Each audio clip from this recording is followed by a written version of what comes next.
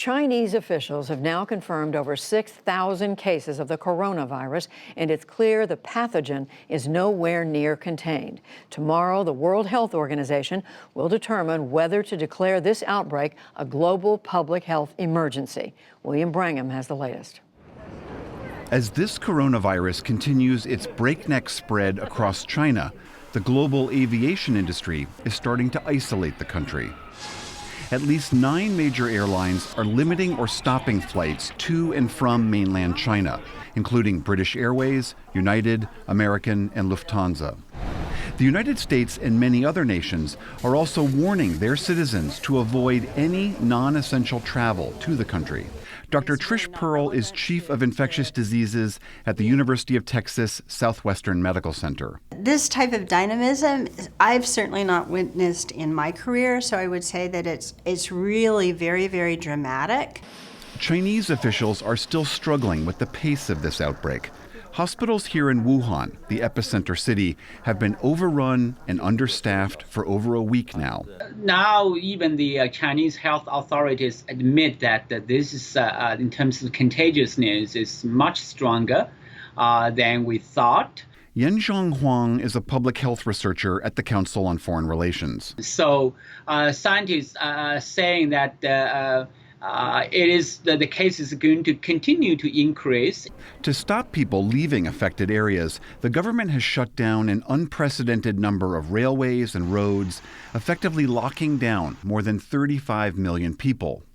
But cases have now appeared in over 30 different Chinese provinces across a huge swath of the country. Public health experts say the official death toll will most certainly rise. The fact that we have however many mortality we have, or how many deaths we have today, that may not reflect the people who are still in care, not doing well, ultimately who will die. Dr. Pearl and others also say the speed and efficiency of this virus's spread means some of the containment efforts might have come too late. Overall, what they're doing is reasonable as best I can tell. I mean, I think you have to understand that we're getting bits and pieces of what that response is, but I do wonder if a lot of this response actually happened in a way after the cat was out of the bag. On top of that, shortages of protective gear and diagnostic kits make treating and tracking the virus especially hard. So everywhere we are seeing this shortage, including in Shanghai. Actually, there's these video clips showing that people actually were fighting for the facial marks in the store. As the lockdown has grown, anger is growing as well. Protesters in Hong Kong set fire to a public housing complex, furious that a proposed quarantine site was going to be put near their homes. Globally, there are fewer than 100 official cases outside of China. It's in at least 8 other Asian nations, as well as Australia, France, Germany, Canada, and the U.S. The U.S. has just a handful of cases and no known deaths. Just for perspective, last year, the flu virus is estimated to have taken the lives of more than 30,000 Americans. Dr. Robert Redfield, the head of the Centers for Disease Control and Prevention, tried to tamp down fears over this new virus.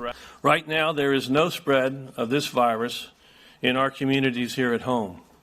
This is why our current assessment is that the immediate health risk of this new virus to the general public is low in our nation.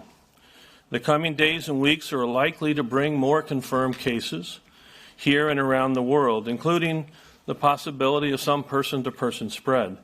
Those nearly 200 Americans who were evacuated from Wuhan have been screened 3 times already.